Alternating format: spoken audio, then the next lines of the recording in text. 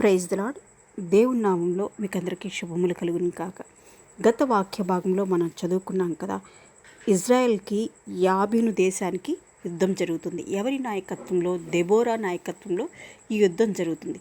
ఈ యుద్ధం జరిగేటప్పుడు ఇజ్రాయెల్ పక్షంగా యెహోవా తండ్రి ఉంటారు. అందువల్ల వాళ్ళు ఏం చేస్తారంటే, ఈ యాబీను దేశం సైన్యాధిపతులను, ఈ యాబీను దేశం సైన్యంలంతటినీ కూడా కత్తి చేత చంపుతూ ఉంటారు, హతం చేస్తూ ఉంటారు. చేస్తూ ఉన్నప్పుడు వాళ్ళ సైన్యాధిపతి సీసెరా అనమాట, అతను భయపడిపోయి ఆ రథం దిగి పారిపోతాడు. పారిపోయినప్పుడు వెనక నుంచి వీళ్ళు తరుముకుంటూ వస్తారు. ఇతను ఏం చేస్తాడంటే పరిగెత్తిపోయి ఒక దూరంగా ఒక చోట గుడారం కనిపిస్తుంది. గుడారం కనిపిస్తే ఆ గుడారం దగ్గరికి వెళ్ళేసి ఎవరు అని లోపల అంటే, ఆ గుడారము యజమానురాలు ఒక ఆమె ఉంటుంది. ఆమె పేరు యాయేల్ అనమాట. ఆమె బయటకు వస్తుంది. ఆయన అంటాడు, నాకు చాలా దాహంగా ఉంది, నాకు కొంచెం వాటర్ ఇస్తారంటే ఆమె గుర్తుపడుతుంది. అతన్ని గుర్తుపట్టి, సరే రండి లోపలికి రండి అని చెప్పేసి అతనికి పాలు కలిపి ఇస్తుందనమాట. అతను పాలు తాగి యుద్ధంలో చేసి అలసిపోయినాడు కదా, పడుకొని నిద్రపోతాడు. నిద్రపోయినప్పుడు ఆమె ఏం చేస్తుందంటే, ఒక శీల తీసుకొని, ఒక మేకు తీసుకొని తలలో కంట మీద కొట్టి చంపేస్తుంది. తర్వాత ఈ ఇజ్రాయెల్ సైనికులు పరిగెత్తుకుంటూ వచ్చేసి ఆ యాయేల్ దగ్గరికి వచ్చేసి, ఇక్కడ ఎవరైనా నీకు కనిపించారంటే, మీరు వెతుకుతున్న మనిషి ఇక్కడే ఉన్నాడు, చచ్చిపడిపోయినాడని అని చూపిస్తుంది అనమాట. అలాగా ఈ యాబీను దేశం నుంచి ఇజ్రాయెల్ విముక్తి పొందుతారు. తర్వాత ఒక 40 సంవత్సరాలు కూడా ఈ దెబోరా గారి నాయకత్వంలో వాళ్ళు ప్రశాంతంగా బ్రతుకుతారు. ఆమె తర్వాత వీళ్ళు ఏం చేస్తారంటే, ఎప్పట్లాగే మళ్ళీ యెహోవా దృష్టికి చెడు నడతను నడుస్తారు. వాళ్ళు అన్ని దేవతలను పూజించటము, దానికి సాగిలపడటం, ఇలాంటివన్నీ చేస్తున్నప్పుడు దేవునికి చాలా కోపం వస్తుంది. మళ్ళీ ప్రతిసారి వాళ్ళు అలాగే చేస్తూ ఉంటారు. ఆ కోపం వచ్చి ఏం చేస్తారంటే, మిద్యానీయులకి వాళ్ళని అప్పగిచ్చేస్తాడు దేవుడు. మిద్యానీయులకు అప్పగించినప్పుడు వాళ్ళ వల్ల వీళ్ళు బాగా కష్టపడుతూ ఉంటారు. వీళ్ళు ఇజ్రాయిలు విత్తనాలు నాటి పంట అంతా వేసుకున్న తర్వాత వాళ్ళు మిద్యానీయులు ప్లస్ ఇంకొకళ్ళు ఎవరంటే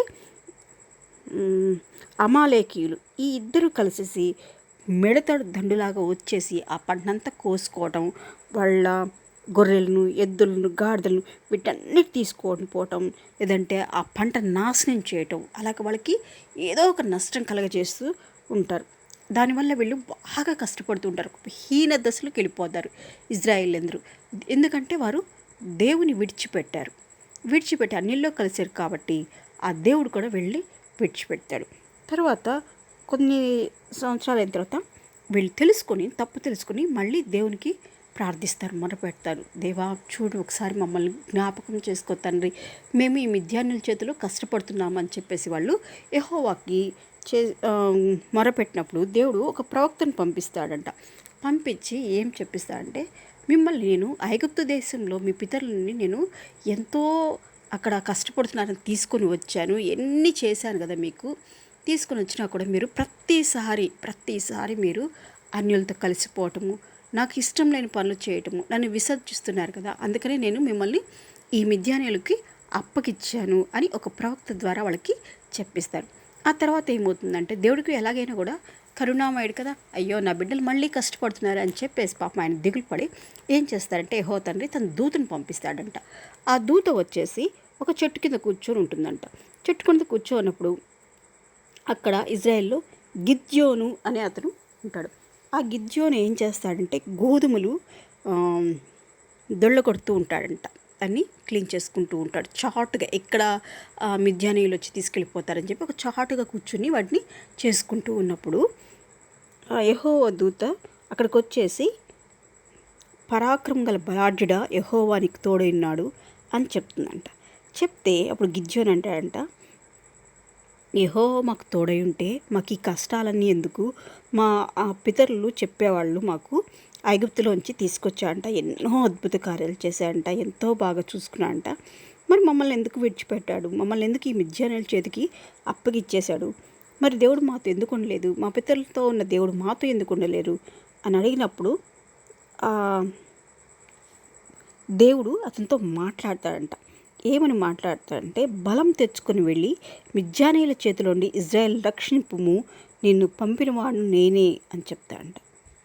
నువ్వు బలం తెచ్చుకొని వెళ్ళేసి ఎలా సంబోధించాడు, మహాపరాక్రమం గల బలాఢ్యుడానికి సంబోధించాడు కదా. గిద్యోను చాలా బలవంతుడంట. అందుకని దేవుడు అక్కడ గిద్యోన్ని సెలెక్ట్ చేసుకున్నాడు. ఏం చెప్పాడంటే, నువ్వు వెళ్ళేసి వాళ్ళతో యుద్ధం చేసి ఇజ్రాయెల్ను వాళ్ళ చేతిలోంచి రక్షించుము అని చెప్పినప్పుడు అతనంట, చిత్తం నా ఏలినవాడా, దేని సహాయం చేత నేను ఇజ్రాయెల్ రక్షించగలను అని అన్నాడంట. నాకేంటి, ఎలా రక్షిస్తాను నేను వాళ్ళని, ఎలా రక్షించాలి అని అడిగాడంట. మిగిలిన తర్వాత భాగంలో చదువుకున్నాం. దేవుడు మిమ్మల్ని దీవించి ఆశీర్వదించి కాపాడును కాక. ఆమేన్.